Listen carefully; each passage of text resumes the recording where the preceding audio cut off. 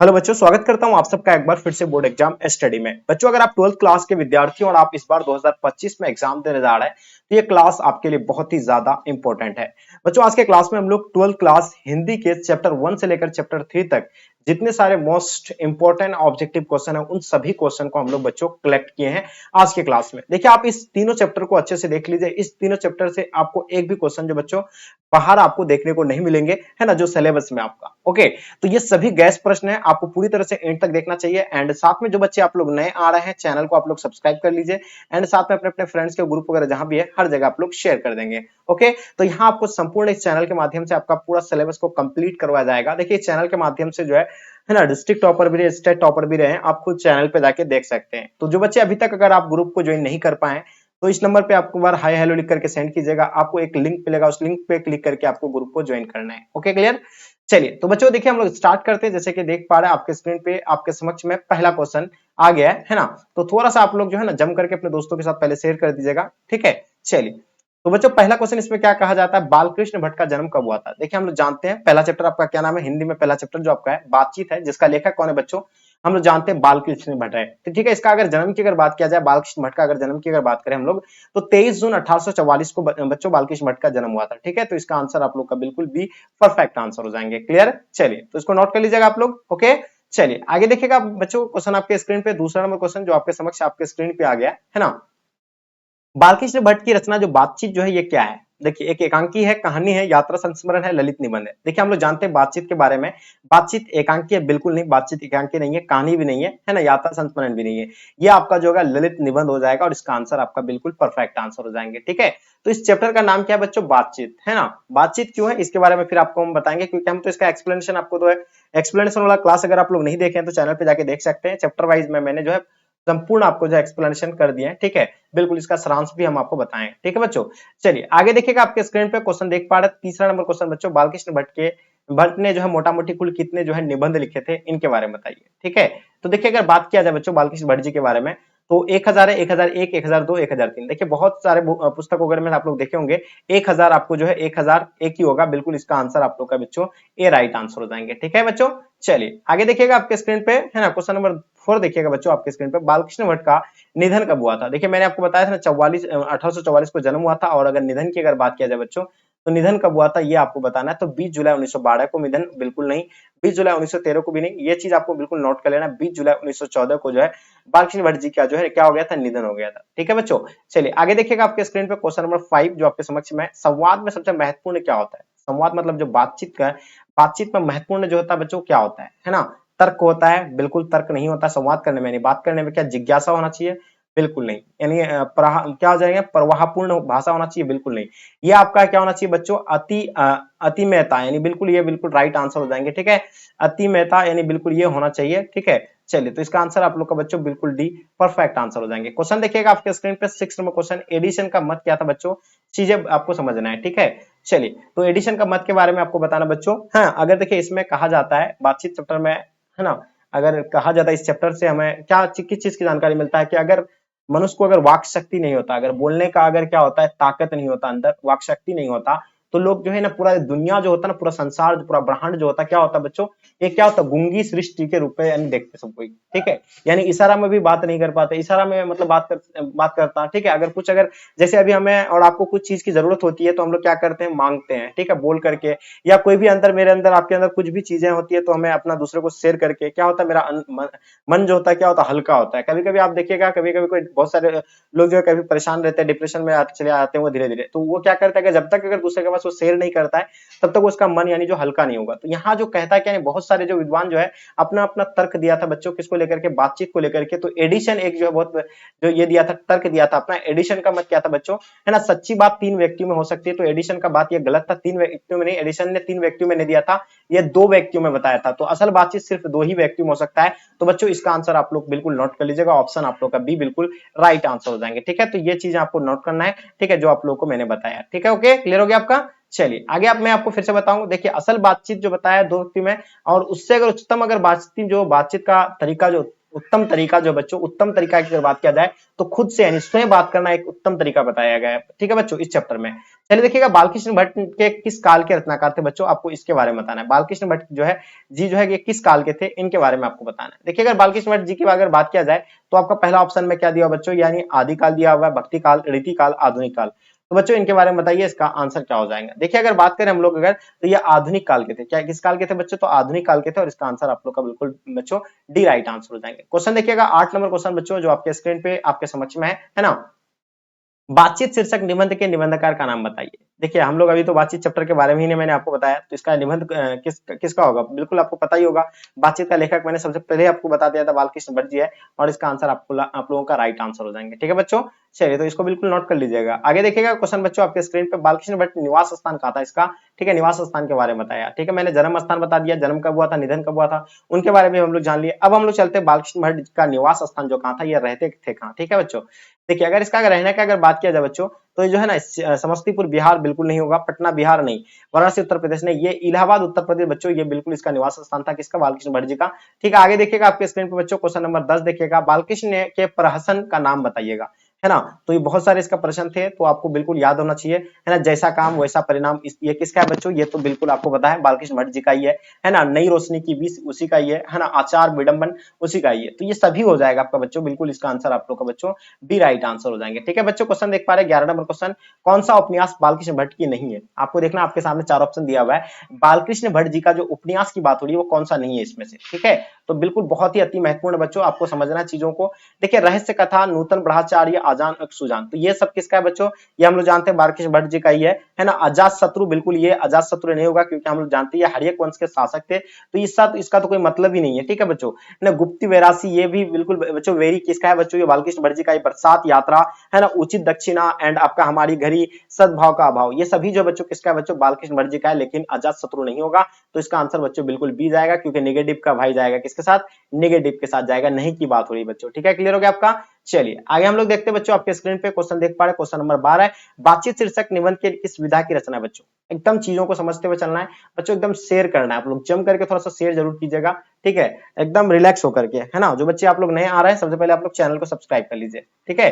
घबराए नहीं, आप लोग का तैयारी बहुत ही बेहतर होगा, है ना, और आप लोगों का भी आंसर बिल्कुल सभी बच्चों का सही आ रहा है। तो बातचीत शीर्षक निबंध की किस विधा की रचना है, तो बच्चों ये बिल्कुल निबंध है, इसका लेखक भी मैंने आपको बता ही दिया, है ना। आगे देखिएगा बच्चों, जो आपके स्क्रीन पे आ गया, बालकृष्ण भट्ट का माता का नाम आपको बताना है। क्वेश्चन जो आपके समक्ष में, देखिए हम लोग किसकी बात कर रहे हैं बच्चों, बालकृष्ण भट्ट जी की माता की बात कर रहे हैं। तो इसका माता का नाम क्या था बच्चों, तो ये चीजें आपको समझना, पार्वती देवी जो है माता का नाम था, इसको आप लोग नोट कर लीजिएगा, ठीक है। चलिए आगे देखिएगा आपके स्क्रीन पे, खाली जगहों को आपको भरना। अनेक प्रकार की शक्तियां जो वरदान की भांति ईश्वर ने मनुष्य को दी है, उनमें से एक जो है क्या, स्पर्श शक्ति है, श्रवण शक्ति है, वाक शक्ति है, प्रधान। देखिए ईश्वर ने हम लोगों को बहुत तरह के जो क्या दिया है, मतलब शक्तियां प्रदान की है ना। उसमें से सर्वश्रेष्ठ जो माना गया बच्चों, क्या माना गया है, तो हम लोग जो है अल्लाह ईश्वर ने हम लोग को क्या दिया बच्चों, तो वो कौन सा वाक शक्ति दिया है, ठीक है। जो वाक शक्ति मैंने बताया ना कि वाक शक्ति एक ऐसा शक्ति है, जो मतलब अगर ये वाक शक्ति ना होता तो पूरा पूरा दुनिया क्या होता बच्चों, गूंगा होता, है ना। जो अपने अपने मन की बातों, अपने भावना को दूसरे के सामने प्रकट नहीं कर पाता, ठीक है।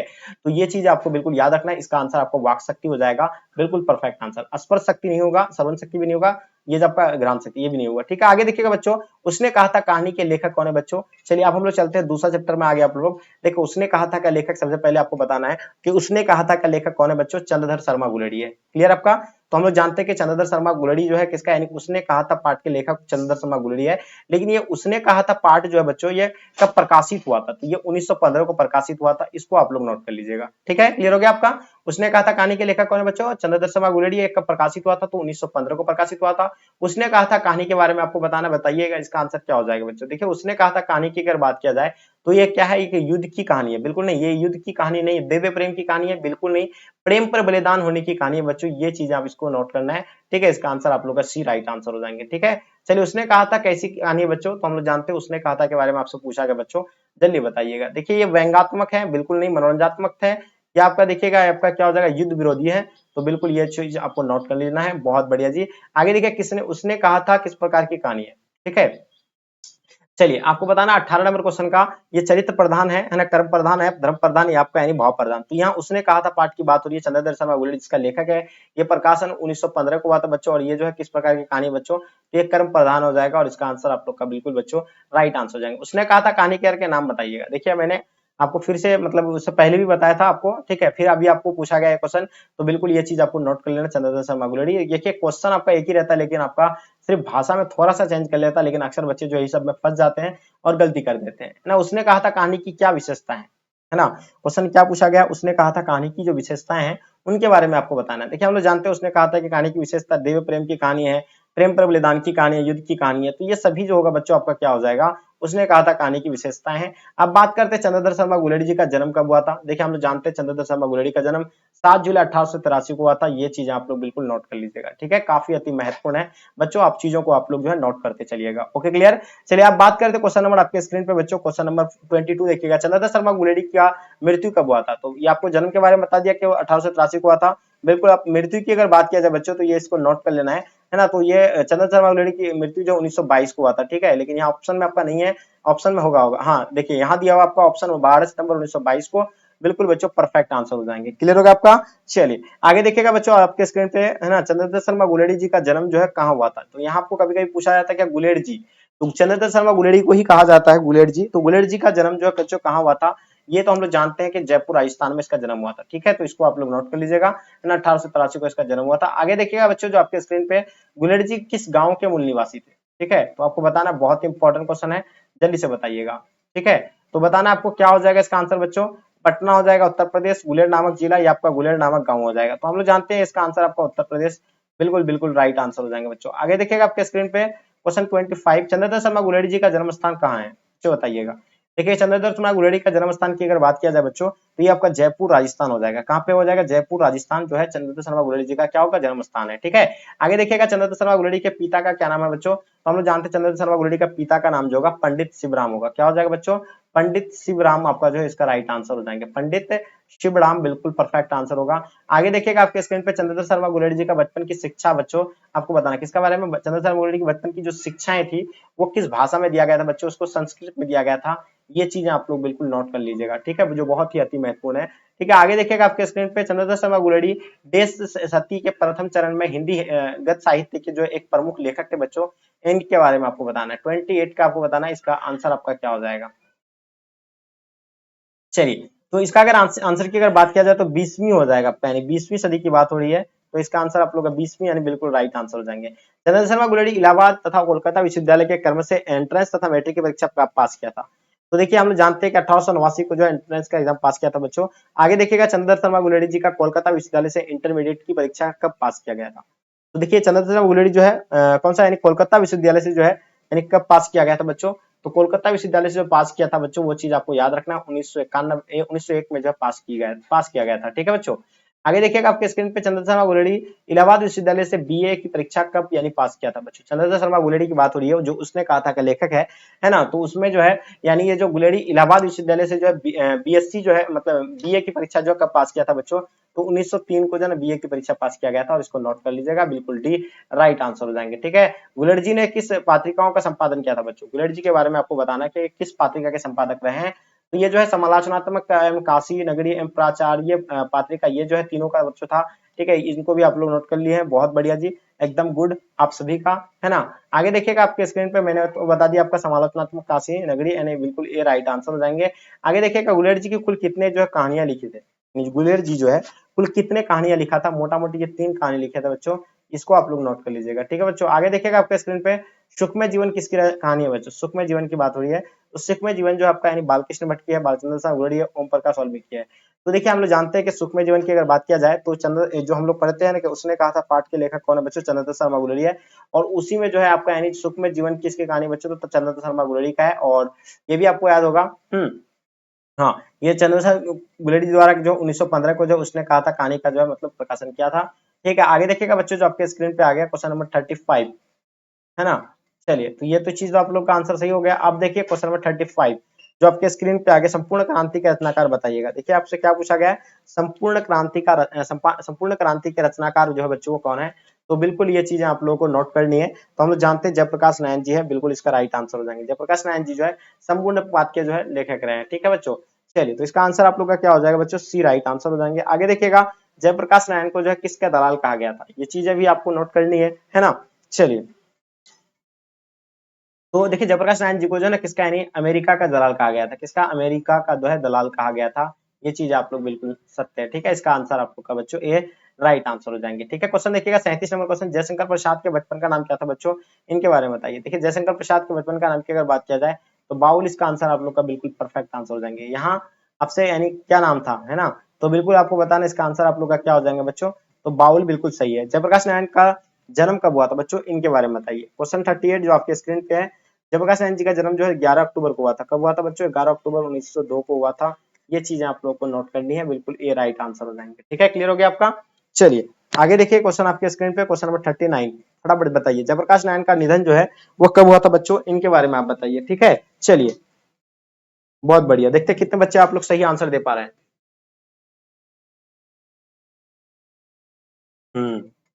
गुड। तो देखिए जयप्रकाश नारायण की अगर बात किया जाए बच्चों, हम लोग जयप्रकाश नारायण की अगर बात करें तो 8 अक्टूबर 1989 को जो बच्चों यानी 1989 को जो है ना ये क्या किया था, जयप्रकाश नारायण का निधन हो गया था, ठीक है।